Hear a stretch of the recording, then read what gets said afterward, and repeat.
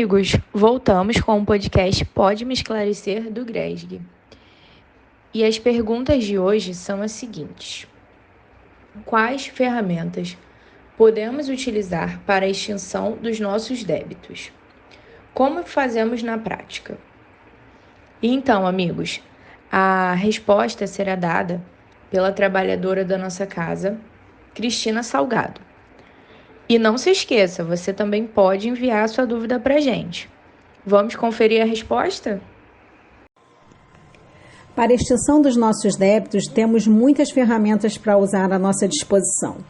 Inicialmente, nós devemos entender que essa extinção não se dá com relação ao que fizemos ao outro, mas ao que produzimos de negativo em nós.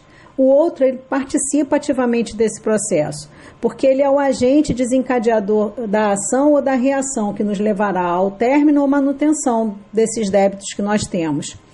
E já conscientes disso, nós devemos tomar cuidado para que esses débitos não aumentem.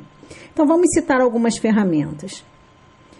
Vejamos, se o processo começa em nós, devemos observar então com muita atenção. E aí temos a primeira ferramenta, que é o autoconhecimento, a partir do qual iniciamos o nosso processo de reforma íntima. Partindo do autoconhecimento, é possível identificar os nossos gatilhos, ou seja, o que dispara em nós a reatividade que nos faz agir impulsivamente e muitas vezes produzir resultados desagradáveis. Quando reconhecemos os nossos gatilhos, devemos assumir uma postura vigilante sobre as nossas atitudes, as palavras que usamos e como nos posicionamos diante dos acontecimentos da nossa vida. A reforma íntima é uma ferramenta também, e trata-se de um processo longo e constante, onde, de uma forma mais sucinta, podemos dizer que reconhecemos as nossas dificuldades, os nossos desafios, as nossas fraquezas morais e iniciamos a transformação de tudo isso em ações positivas para o bem de nós mesmos e do nosso próximo.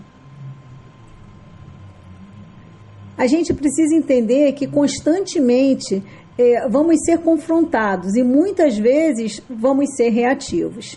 Mas temos que observar a lei que nos ensina que devemos amar ao nosso próximo como a nós mesmos.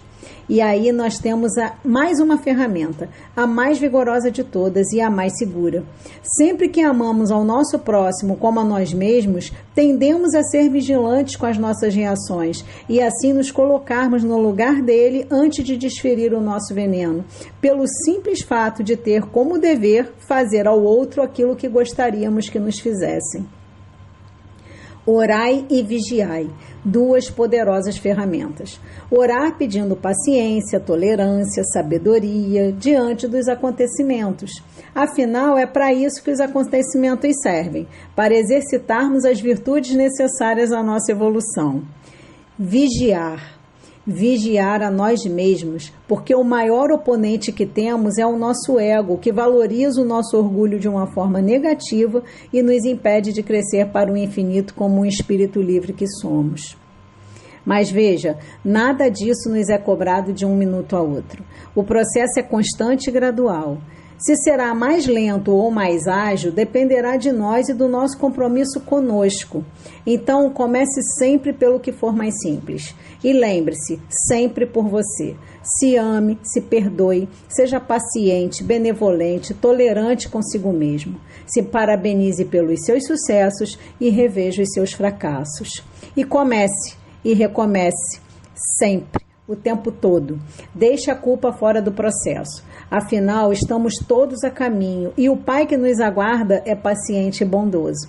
Pode não ser fácil, nem simples, mas valerá a pena, tenha certeza.